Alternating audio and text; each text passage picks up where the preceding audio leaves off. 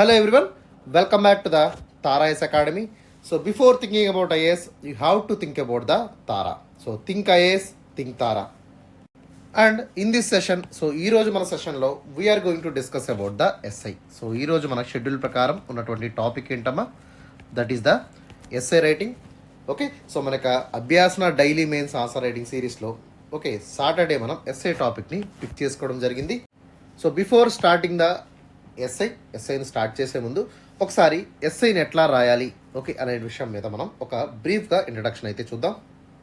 So how to write a effective essay, ఒక అద్భుతమైనటువంటి ఎస్ఐని ఎలా రాయాలి అనేటువంటి విషయాన్ని మనం తీసుకున్నట్టయితే, so there are 5 principles we have to follow to write the best and perfect essay. Okay, so ideal essay రాయడానికి, one of the best essay రాయడానికి మనకి 5 ఫండమెంటల్ ప్రిన్సిపల్స్ అయితే మనం ఇక్కడ అర్థం చేసుకోవాలి. So first one is introduction of the essay. So introduction అనేది the most important aspect of the essay writing. ఖచ్చితంగా ఎప్పుడైతే మనం ఎస్ఐ రాస్తున్నామో introduction should be always either begin with anecdote or some kind of story narration అంటామా, లేదా we can able to use some kind of quotes from the prominent persons. So ఈ విధంగా anecdotal introduction అనేది ఖచ్చితంగా so most important for the approach of the answer writing. ఖచ్చితంగా anecdote introduction అనేది మనం most important ఆస్పెక్ట్గా తీసుకుంటూ ఎస్ఐ రైటింగ్ స్టార్ట్ చేసినట్టయితే so that will end up in the wonderful essay. So ఖచ్చితంగా ఒక మంచి బిగినింగ్ అయితే మనకు దక్కుతుంది. And coming to the body of the ఆన్సర్లోకి మనం వెళ్ళినప్పుడు so we have to brainstorm the entire theme.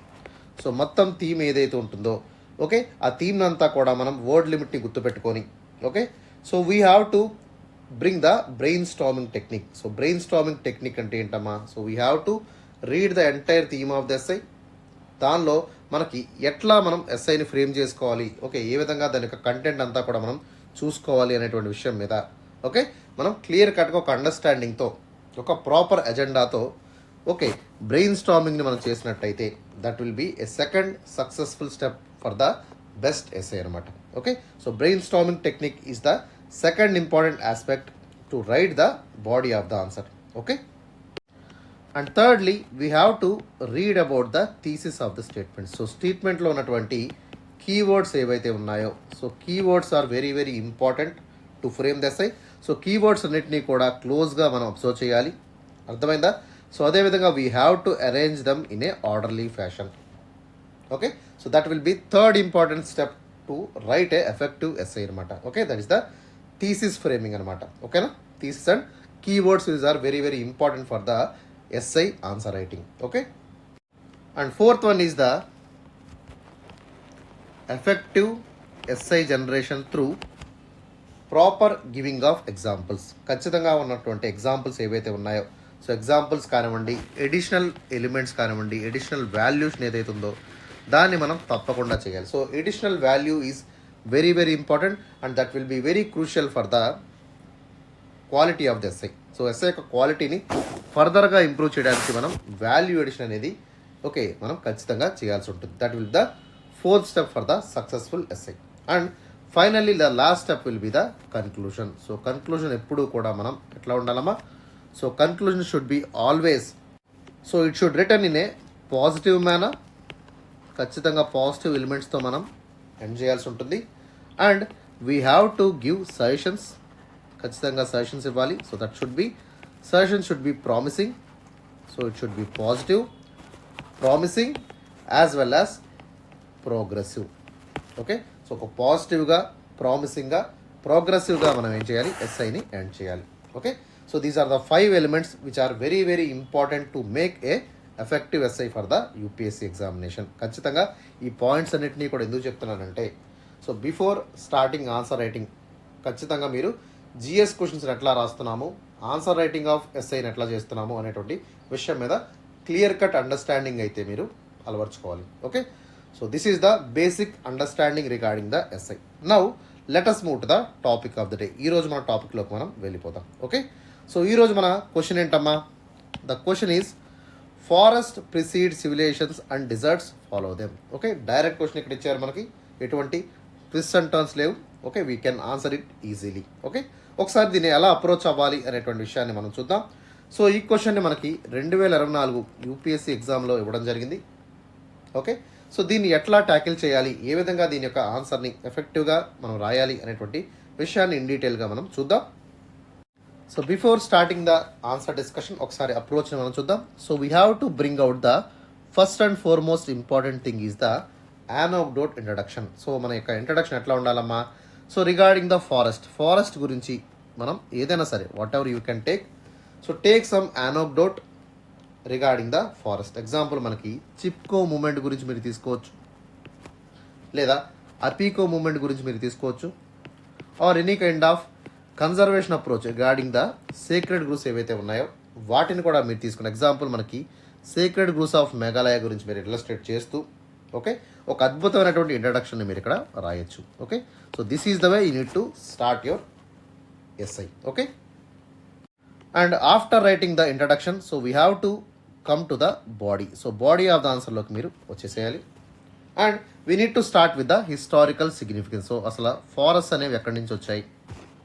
Okay, so how the forest are especially supporting the civilization. So how the forest precede civilizations అనేటువంటి theme ఏదైతే ఉందో దాన్ని హిస్టారికల్గా మీరు explain చేయగలగాలి. Regarding you can take the Indus valley civilization మనం తీసుకోవచ్చు. So especially the river valley civilizations ఏవైతే ఉన్నాయో so mostly they were supported by the forest and these forest are especially helping the people of Indus people.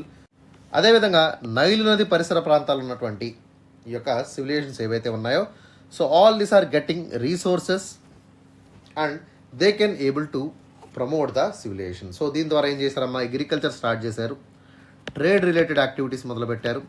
దాని తర్వాత ఒక cultural identities అంటే ఏంటి especially so they were making their own cultural traditions and customs అనేవి develop అవడం జరిగింది. Okay, so finally మనం చెప్పాల్సినటువంటి విషయం ఏంటంటే so always the forest are preceding the civilization. So civilizations అంటే ముందు కూడా మనకి ఫారెస్ట్ అనేవి థ్రైవ్ అయ్యాయి అనేటువంటి విషయాన్ని ఇక్కడ స్పష్టంగా ఫస్ట్ పేరా ఆఫ్ ద బాడీలో మీరు మెన్షన్ చేయండి through the historical significance. Okay, and later on we need to talk about the disasters impacts caused by the man made civilization. So ఈ యొక్క సివిలైజేషన్స్ ఏవైతే ఉన్నాయో ఈ సివిలైజేషన్స్ అన్నీ కూడా సో ఏ విధంగా ఫారెస్ట్ని డ్యామేజ్ చేశాయి, ఎస్పెషలీ డీఫారెస్టేషన్ ఎలా క్రియేట్ చేశాయి అనేటువంటి విషయాన్ని మనం ఇక్కడ స్పష్టం చేయాలి. So because these people want to improve their civilizations, they wanted to improve the trade, agriculture, okay commercial activities. So దానికోసం విచ్చలవిడిగా ఫారెస్ట్ని వీళ్ళు నరికేయడం జరిగింది.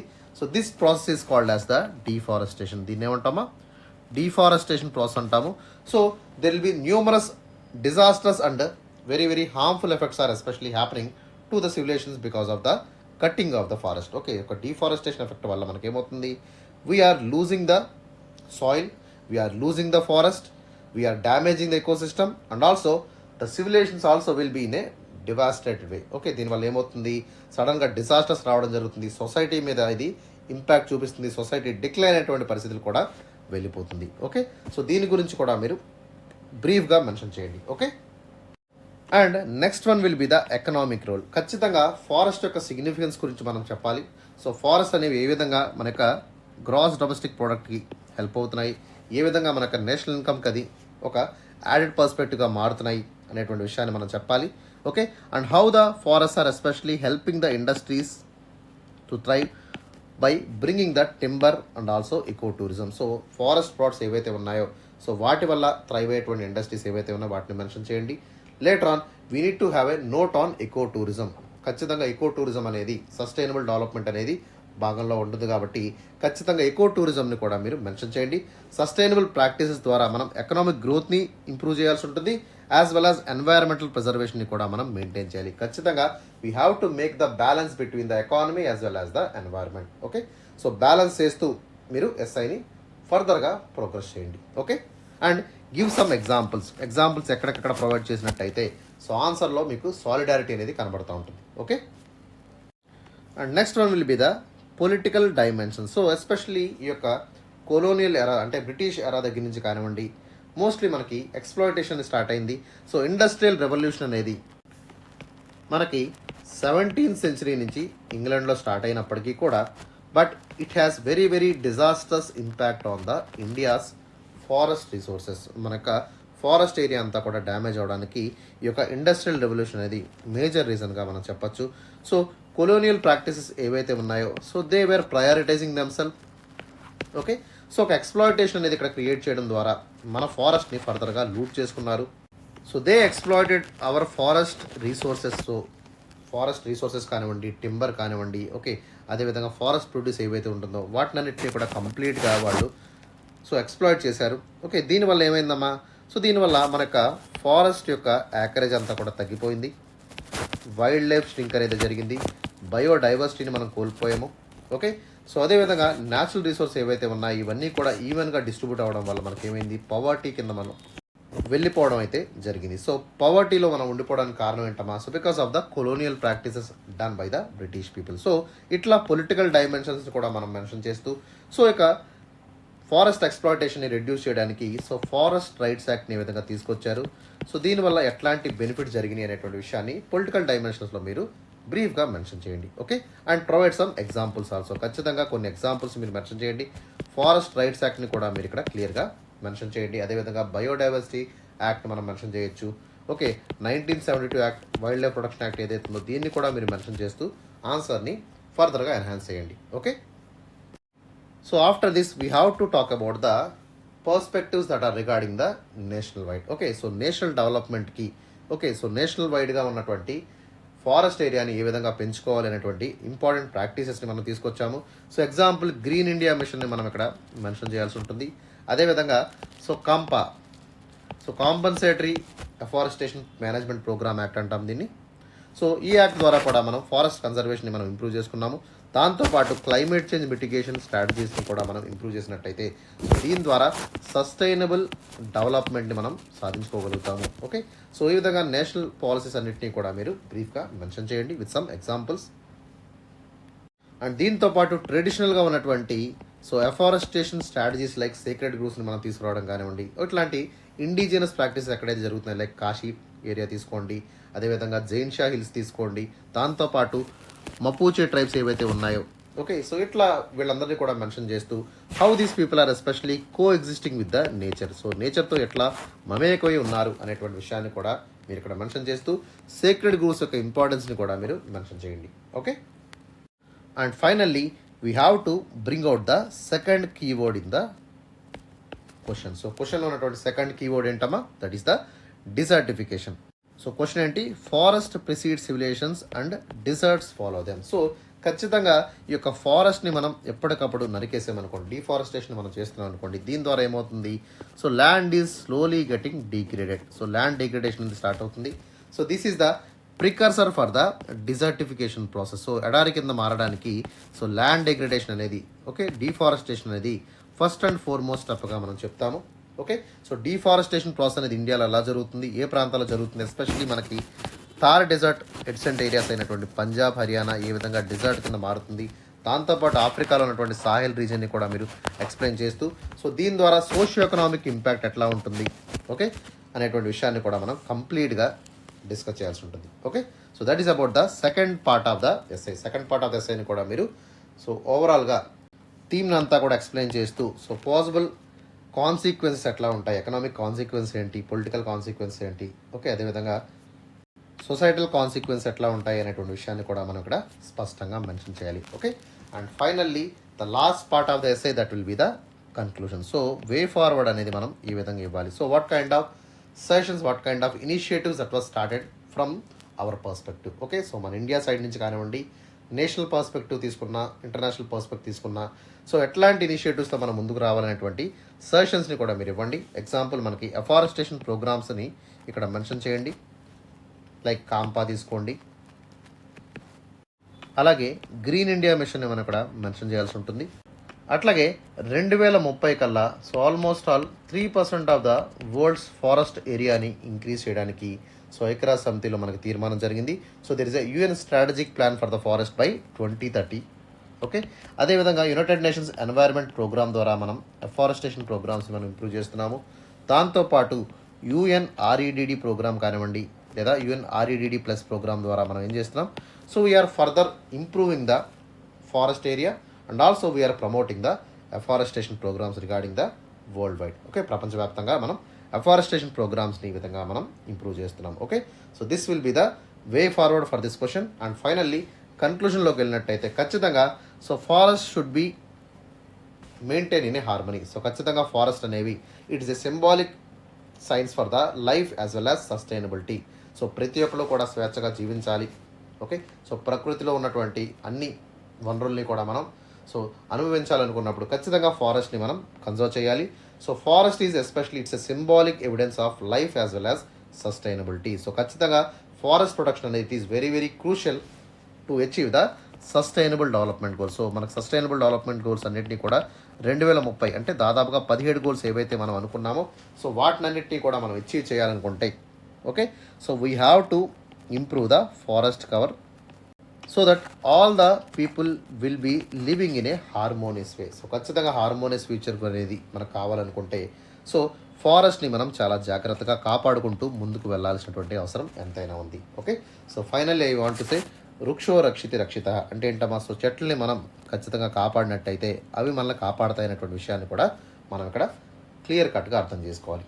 Okay, so that is about the conclusion. So ఈ విధంగా మన టాపిక్ని ఈ విధంగా కన్క్లూడ్ చేసుకుంటాము. Okay, so all these elements are very very important to generate a effective essay. So అన్ని పాయింట్స్ని కవర్ చేస్తూ మీరు పారాగ్రాఫ్ ఫార్మాట్లో నీట్గా ఎన్నిటిని కూడా కవర్ చేసి రాసినట్టయితే సో ఖచ్చితంగా ఒక బెస్ట్ ఎస్ఐని అయితే మీరు ప్రజెంట్ చేయగలుగుతారమ్మా.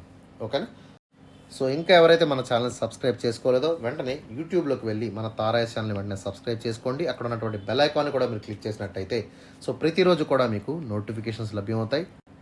సో ఎటువంటి ప్రోగ్రామ్ని కూడా మీరు మిస్ అవ్వకుండా ఉండాలనుకుంటే ఖచ్చితంగా సో సబ్స్క్రిప్షన్ అయితే తీసుకోండి so that you won't miss anything from our institute. Okay, so that is all about for the today's session. I hope మీ అందరికీ సెషన్ అర్థమైంది అనుకుంటున్నాను. So if you have any doubts, మీకు ఏదైనా డౌట్ ఉన్నట్టయితే వెంటనే సో కామెంట్ సెక్షన్లో మీరు కామెంట్ చేయండి.